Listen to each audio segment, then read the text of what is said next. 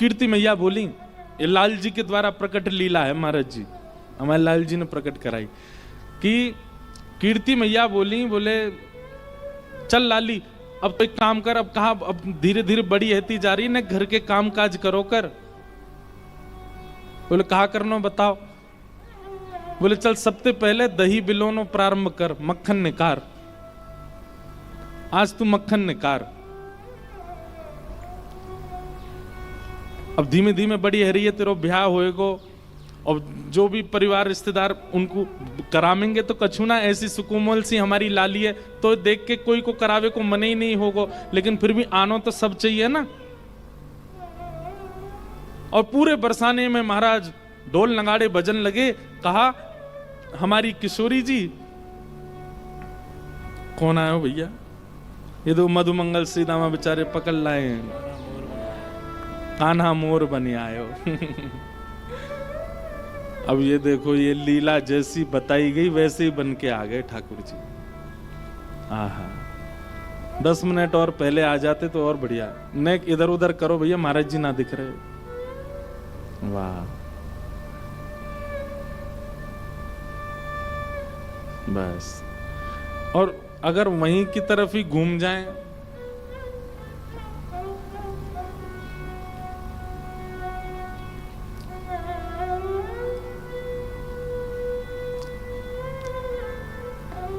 हाँ बस यही।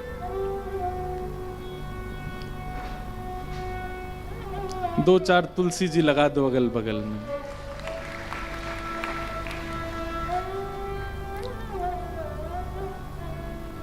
सबरे बेचारे मधुमंगल श्री दामा, तन सुखा मन सुखा धन सुखा। अब हैं कौन कौन से आप ही देख ली हूं। वाह, बोल मयूर बिहारी लाल की। अब एक चीज इसमें रह गई कि जो मोर के पंख है ना, वो न क्यों खुले और रह जाते चारों ओर, लेकिन ये भी बात है ना कि किशोरी जी सामने आएंगी तभी खुलेंगे ये। अभी बंद करके बैठे ठाकुर जी। वाह। तो भानु भवन में मैया बोली, बोली लाली तू एक काम कर। बोले कहा अब तू दही मथनो सीख ले और दही मथ के बढ़िया सुंदर मक्खन निकार, ऐसे ही घर के काम काजन ने सीख। तो श्री किशोरी जी बोली जो आज्ञा मैया करूंगी। लेकिन राजा की लाली हैं, वृषभानु जी की लाली हैं, ये तो कछु भी करें तो पूरा नगर इकट्ठा हो जाए देखवे के काजे। जैसे हमारे लाल जी कछु भी करें तो सब ब्रजवासी इकट्ठे हो जाएं। पूरे बरसाने में ढोल बजन लगे, नगाड़े बजन लगे। बोले कहा भयो? बोले हमारी लाडली जी अब नेक नेक बड़ी है गई हैं, पहली बार मथनी चलामेंगी, पहली बार दही मथेंगी, मक्खन निकारेंगी। जोर जोर से ढोल बज रहे हैं। बरसाने से नंदगाम इतना दूर है कि भानु भवन से, यानी कि बरसाने भवन से नंदगाम दिखाई देता है। नंद भवन और बरसानो भवन, भानु भवन दोनों पर्वत पर हैं। ये ब्रह्माचल पर्वत पर हैं, वो नंदाचल पर्वत है ना, नंदाचल पर्वत पर नंदगांव। और दोनों पर्वत पर दोनों भवन बिल्कुल आमने सामने, 6-7 किलोमीटर की दूरी है। अगर कोई जोर से चिल्लावे तो आवाज आ जा सकती है। जैसे ही ढोल बजन लगे सोई ठाकुर जी अपने भवन से बाहर निकल के आए। बोले भैया ये बरसाने में ढोल काहे को बज रहे हैं?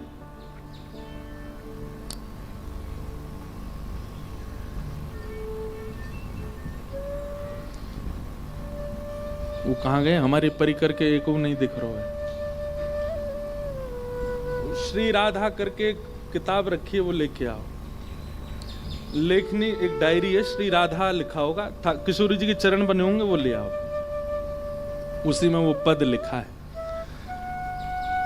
तो ठाकुर जी ने जैसे ही देखो, सुनो ए मधुमंगल, ओ श्रीदामा, ए तनसुखा मनसुखा जी का है रो, श्रीदामा किशोरी जी के बड़े भैया हैं। तो श्री दामा बोले, है कारो है, आज लाडली जी, आज श्री किशोरी जी पहली बार दही मथ रही हैं और दही मथ के मक्खन निकालेंगी।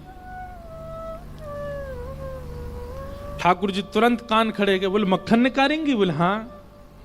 और वहां मक्खन को खावेगा कौन?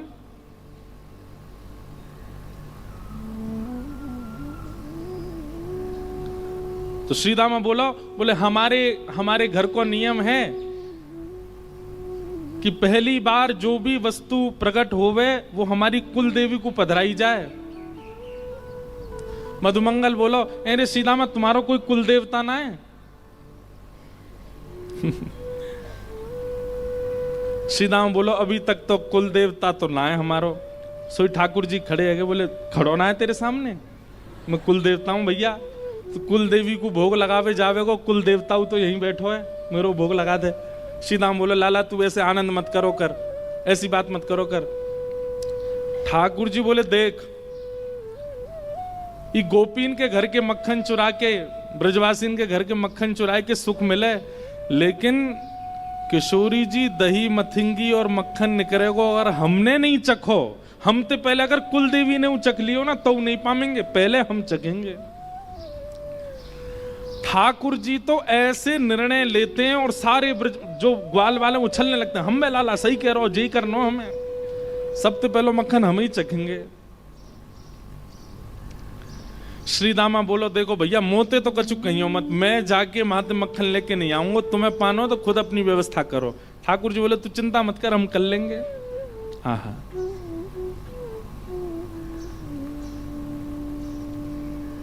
किशोरी जी पहली बार दही मथ रही हैं और प्यारे गिरधर लाल जी क्या वर्णन कर रहे हैं।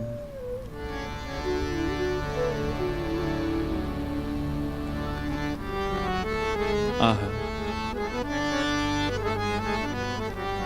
दधी मथ सुंदर लागे कुंवरी श्यामा, दधी मथ सुंदर लागे, दधी मथ सुंदर लागे कुंवरी श्यामा, दधी मथ सुंदर लागे। छोटी सी किशोरी जी हैं और दही मथ रही हैं। सब लोग दर्शन करो लीला को। दधी मथ सुन, छोटी सी मटकी है और छोटी सी किशोरी जी बैठ करके दही मथ रही हैं। आहा, तनिक तनिक, तनिक मतलब छोटे, तनिक तनिक हाथन सो मथनी, तनिक तनिक हाथन सो, तनिक सी भोरी चलावे, तनिक सी भोरी चलावे। महाराज जी भाव आया कि ठाकुर जी ने दुनिया के मक्खन चुराए, लेकिन किशोरी जी के हाथ को निक्सो मक्खन नहीं चुराया, तो फिर काय के कन्हैया। तब गिरधर लाल जी ने ये पद लिखवाया, दधी मथ सुंदर लागे कुंवरी श्यामा, दधी मथ सुंदर लागे, दधी मथ सुंदर लागे कुंवरी श्यामा, दधी मथ सुंदर लागे। और निरख रही ब्रज नारी एक टक, निरख रही ब्रज नारी एक टक, कीरति मन हर्षावे, कीरति मन हर्षावे। आहा, जैसे ही छोटी सी किशोरी जी बैठी है मथनी पकड़ करके, और जैसे ही धीमे धीमे मथनो शुरू कियो, सबरी बलैया, अरे मैया कैसी सुंदर लग रही है, नेक्सी सी लाली हमारी कितनी सुंदर लग रही है। कभी मथनी इतकू है जाए, कभी इतकू खिसक जाए, कीर्ति मैया जाके वह संभाले, लाली ऐसे धीमे धीमे चला याकू। दधी मथ सुंदर लागे कुंवरी श्यामा, दधी मथ सुंदर लागे, दधी मथ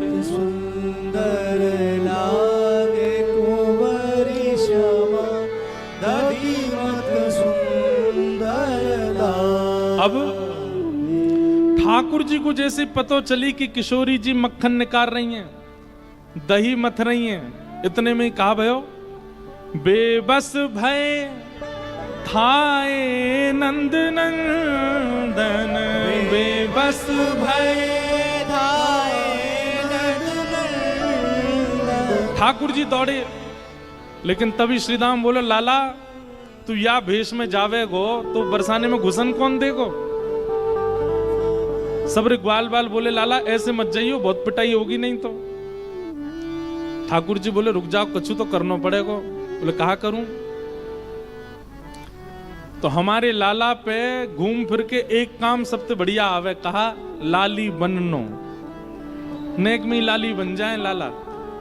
तुरंत अपने केस खोल लिए ठाकुर जी ने, घुंघराले केस, शिखा खोल ली, और शिखा खोल करके लइयो रे मधुमंगल काजल लेके आ, आंखन में नैनो नैनो सो काजल लगायो, सुंदर बिंदी पहन ली, कानन में कुंडल लटका लिए, नथबेसर पहन ली।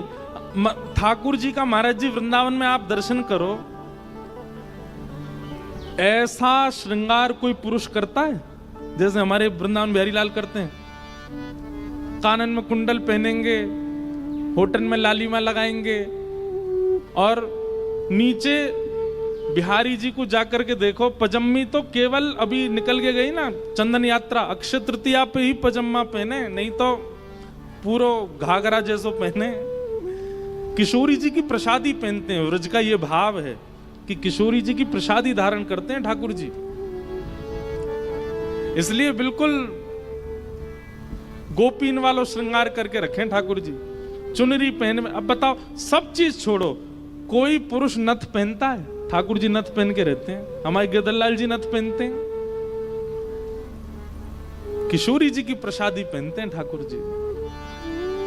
ठाकुर जी ने इतने में ही अपना श्रृंगार किया, काजल लगाया, होठन पे लालिमा लगाई, नथ पहनी, और गले में सुंदर नवलखा के हार पहने, बढ़िया सुंदर चुनरी डाली, नीचे घाघरा सो पहनो, पामन में पायल पहन ली, हाथन में खूब सारी चूड़ी पहन ली। ठाकुर जी बोले, अरे कैसा लग रहा हूं? सबरे सखा बोले, लाला तेने बहुत बड़ी कृपा करी जो तू लाला ही है, अगर तू लाली होता तो हम ही ब्याह कर लेते तो ते। हमारे ब्रज में कहते हैं, कृष्ण लला तुम होते लली तो गरे कट जाते करोड़न के। इतने प्यारे लगते हैं ठाकुर जी। अच्छा, केवल श्रृंगार लाली को कर ले ऐसा नहीं है, चाल भी लाली जैसी, बोली भी लाली जैसी, बिल्कुल तुरंत परिवर्तित हो जाते हैं ठाकुर जी। बहुत वर्सेटाइल कैरेक्टर है महाराज, ये वही सुदर्शन चक्र वाले हैं। और ऐसी मटक मटक करके चल के जा रहे हैं, किशोरी जी मथनी से दही निकाल रही हैं, वो चुरानो है मुंह को। आहा, भाव हमारे गिरधरलाल जी प्रकट कर रहे हैं। बेबस भय धाए नंद नंदन, बेबस भय धाए नंद, और सखी को रूप धराए, सखी को रूप धराए, सखी को रूप धारण करके गए। आहा,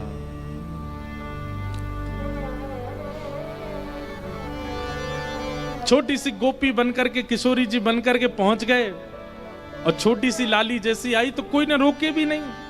और इतने बड़े बड़े लोग हैं भीतर से, अरे नेक इतको हटो, मेरी सखी दही निकाल रही, मैं देखने जाऊंगी। अरे अरे लाली तू आगे आजा, तू आगे। सब लाली समझ के आगे आगे करते चले गए। ठाकुर जी पहुंच गए बिल्कुल जहां किशोरी जी मथ रही हैं, और चुपचाप वहां जाके खड़े है गए। अगल बगल वाली गोपी के, अरे कौन की है? ठाकुर जी के, तो क्या करना है, कोई क्यों हूं मैं? अरे बड़ी चपड़ चपड़ बोला, हाँ तो अपने छुरा करा दियो, ब्याह मोते। ठाकुर जी को तो ऐसी बातें हैं, लेकिन जैसे ही देखा छोटी सी किशोरी जी ऐसे मक्खन मथ रही हैं, और धीमे धीमे वो दही छाछ अलग हो रही है, और मक्खन धीमे धीमे वामत निकस के आ रहे हो है। जैसे ही किशोरी जी ने अपने छोटे छोटे हाथन से मक्खन निकाल करके एक पात्र में भरना शुरू किया, ठाकुर जी के तो मुंह में पानी आ गयो। इतने में सब सखी बधाई देने लगी, अरे कीर्ति मैया बधाई हो, लाली ने पहली बार माखन निकारो है। कुल देवी को भोग लगाओ, कुल देवी को भोग लगाओ। सुन मोहन घबराए, सुन मोहन घबराए। सखी के रूप में छल बल करके, सखी के रूप में छल बल करके। अब जैसे ही कुल देवी को भोग लगावे की बात आई, सब बोली लाली देख तेरे पूरे लत्तान पे, लत्ता बोलते हैं कपड़े, तेरे पूरे लत्तान पे दही छिड़क गयो है। अब तो एक काम कर, ये मक्खन लेके जाएंगे, कुल देवी को भोग लगाएंगे, पहली बार निकास होते हैं ना, तू जाए करके दूसरे लत्ता पहने आ। किशोरी जी दूसरे वस्त्र पहनने गई, सब सखियां भी किशोरी जी को तैयार करने गई, छोटी सी किशोरी जी चली गई, नेक्स्ट सी एक सखी रह गई भीतर, ठाकुर जी। गोपी बोली एरी तू ना जावेगी लत्ता बदलवे। ठाकुर जी बोले अरे आजकल माखन चोर बहुत डोल रहे हैं ब्रज में, मैं यहाँ की रक्षा करूंगी, तुम सब जाओ। गोपी बोली अरे बड़ी सुघड़ छोरी है, देख कैसे यहाँ के मन में आई कि रक्षा करेगी यहाँ की। अच्छा ठीक है तू रक्षा कर, हम जा रही हैं। रक्षा करवे काजे भी कौन के हवाले छोड़ के गए ठाकुर जी के। सखी के रूप में छल बल करके, सखी के रूप में छल बल करके। माखन ले बन धाए, माखन ले बन धाए। जैसे ही सबरी सखी गई, ठाकुर जी ने वो पात्र उठाया और लेके चौकड़ी मार कर ये भाजे बन की ओर।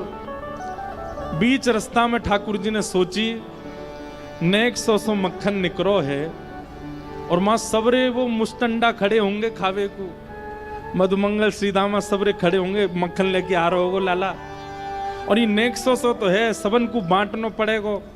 तो ठाकुर जी ने मन में विचार किया, एकांत कहीं देख के मैं ही पाए लाऊं याकू। आहा, तभी एक वृक्ष के नीचे ठाकुर जी बैठ गए और अपना स्वरूप भी नहीं बदला है, इतने उत्सुक हैं पाने के लिए। किशोरी जी के हाथ का स्पर्श है, किशोरी जी के श्रम से प्रकट हुआ है, ये तो मुंह को पानो मेरे का जो प्रसाद है।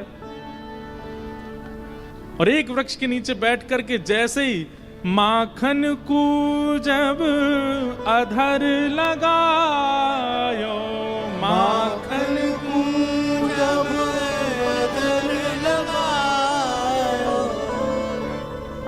या के बाद महाराज जी कहा भयो, हमारे लाल जी क्या सोचते हैं देखो। जैसे ही मक्खन ठाकुर जी ने अधर सो लगायो, और मक्खनन को तो स्वाद आवे, लेकिन किशोरी जी के हाथ से निकसो मक्खन जैसे ही ठाकुर जी के अधर पर गयो, अधर पर जाते ही ठाकुर जी तो बेसुध होके मूर्छित होके गिर पड़े वहीं पे। आहा, ऐसा स्वाद आ रहा है, ऐसा रस आ रहा है, किशोरी जी के हाथ से निकलो है। माखन को जब अधर लगायो, माखन को जब अधर लगायो। गिरधर बेसुध पायो, गिरधर बेसुध पायो। जैसे कोई, वैसे उदाहरण तो थोड़ा अटपटा है लेकिन समझो, जैसे कोई व्यसनी व्यक्ति, उसका व्यसन सामने आ जाए तो व्यसन का उपभोग करके वो उस व्यसन में तल्लीन हो जाता है, फिर भूल जाता है अभी धूप है, ताप है, रात है, दिन है, उसकी उत्सुक वस्तु सामने आ जाती है तो वो बेसुध हो जाता है। ठाकुर जी ऐसे ही मक्खन पाए के बेसुध है करके पड़ गए। एक एक कणिका मक्खन की मानो अपने मुखमंडल पर ऐसे ठाकुर जी रस ले ले करके वाकू पा रहे हैं, ऐसे बेसुध है गए, भूल गए कहा है रोए। एक एक कणिका में मक्खन के में, जबकि मक्खन में कण नहीं होते, लेकिन ठाकुर जी अपनी जिह्वा से वाके एक एक कण को ऐसे ऐसे धीमे से ग्रहण कर रहे हैं। किशोरी जी के हाथ को निकलो है, बड़ा बहुमूल्य मक्खन है, याकू तो बड़े प्रेम से पानो है, बेसुध है करके ठाकुर जी पा रहे हैं।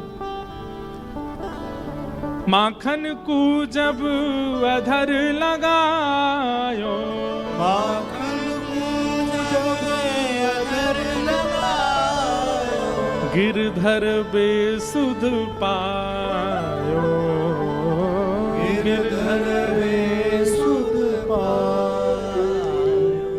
यहाँ किशोरी जी तैयार भई, सब सखियां तैयार भई, जैसे तैयार है करके गई। मथनी जहां रखी वहीं मक्खन धरो। कीर्ति मैया बोली, अरे गोपियों जाओ, जाए करके ले आओ। अरे मैया वहां पे एक छोटी सी सखी खड़ी है, वह रक्षा में मक्खन की, वही ते कह दें वो ले आवेगी। अरे गोपियों जाओ, वह सखी ते कहो मक्खन लेके आवेगी, छोटी सी लाली है। मां गए तो ना तो लाली है ना मक्खन है, सब चलो गो। अरे महाराज दौड़ी दौड़ी आई, अरे मैया काबे हो? बोल मक्खन तो मां मिलो ही नहीं है, और वो सखी भी ना है, वो गोपी ना है छोटी सी, कहां चली गई? इतने में ललता विशाखा आदि सब छोटी छोटी आ गई।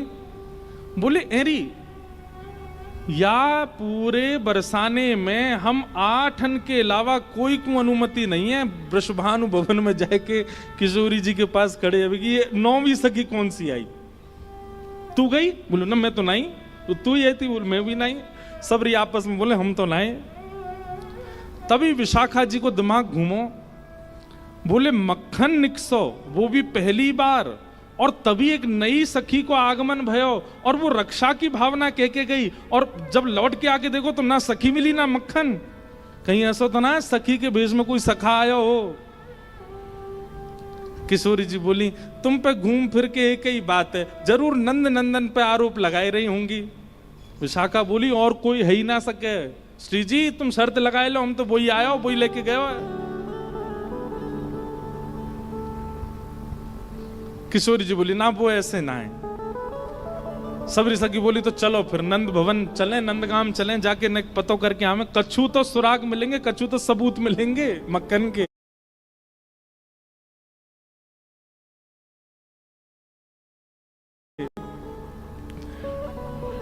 सब सखियां जा रही हैं नंद भवन। क्यों? नंद भवन तो बहुत दूर है, बीच मार्ग में ही देखो एक वृक्ष के नीचे बेसुध पड़े हैं ठाकुर जी।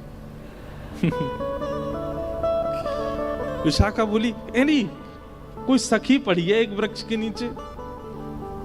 बोले भैया कोई सखी होती तो न लाज लाज करके लेटती है, तो बेलाज सी लेटी है। पास जाए करके जैसे ही देखो मुंह पे पूरे पे मक्खन लगो है, और ठाकुर जी चटकारे ले ले करके प्रेम से पा रहे हैं। किशोरी जी ने जैसे ही देखो, बोले देखो तुम्हें मेरी सौगंध है, ये तो मेरे मन की पूरी भई है। आज मैं जब से मक्खन निकाल रही तब से मेरे मन में आ रहा हो कि मक्खन को सबसे बड़ो प्रेमी तो श्री कृष्ण है, वो आए करके मेरो मक्खन ग्रहण कर ले जाएं, और वो पूर्ण है गयो। अब हल्ला मत करियो, तुम्हें मेरी सौगंध है, कोई तो कछु कहवे की आवश्यकता, ये तो मेरे मन की पूरी भई है। आहा। मन को भाव पूर्ण भयो है, मन को भाव पूर्ण भयो है। लो भैया, किशोरी जी के आते खुल गए पंख। बोलो मयूर बिहारी लाल की जय। वाह भैया, ये देखो प्रत्यक्ष अनुभव। ये आप कैसे कह सकते हैं कि प्रत्यक्ष अनुभव नहीं है? दत्त धाम में साक्षात वृंदावन की लीलाओं का प्रत्यक्ष अनुभव है।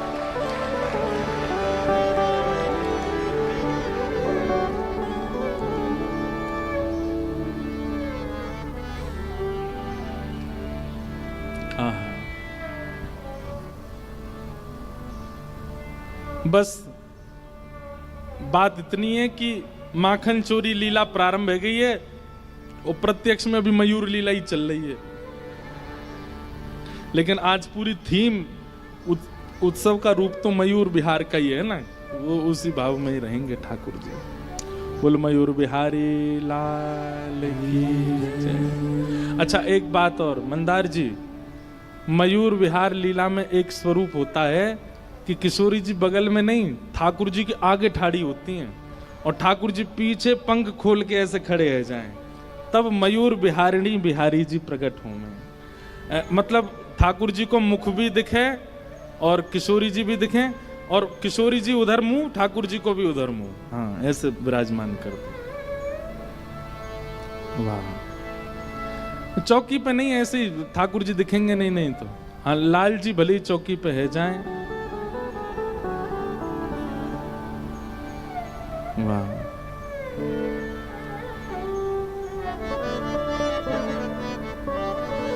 मन को भाव पूर्ण भयो है, मन को भाव पूर्ण भयो, मन को भाव पूर्ण भयो है, मन को भाव पूर्ण भयो, श्री जी मन हर सा, श्री जी मन हर सा।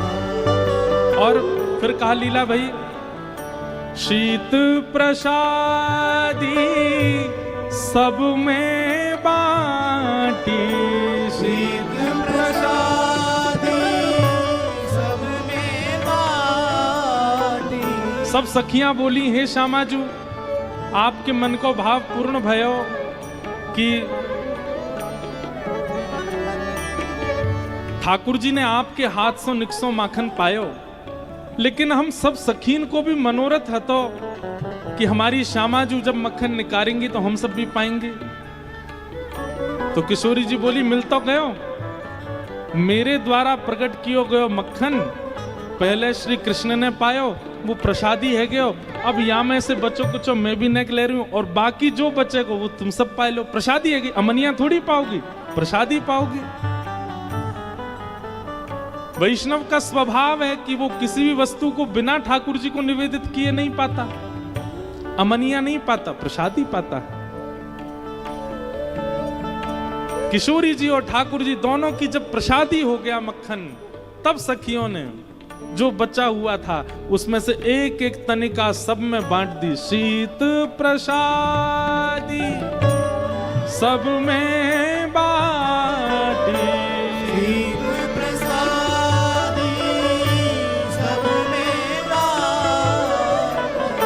शीत प्रसादी सब में बाटी, शीत प्रसादी सब में बाटी।